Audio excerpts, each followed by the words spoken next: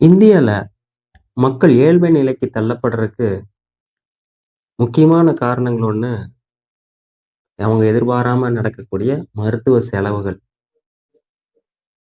இதுவரைக்கும் கிட்டத்தட்ட 5,00,00,000 குடும்பங்கள் வறுமை கோட்டுக்கு கீழ போயிருக்காங்க.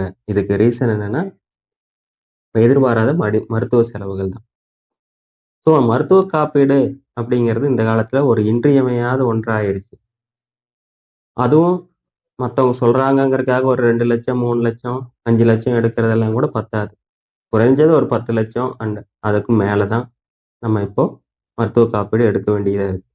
ஏன்னா, மருத்துவத்துக்கான செலவு பார்த்தீங்கன்னா, வருஷம் வருஷம் கிட்டத்தட்ட 15லேருந்து 16% எச்சாயிட்டே இருக்குது.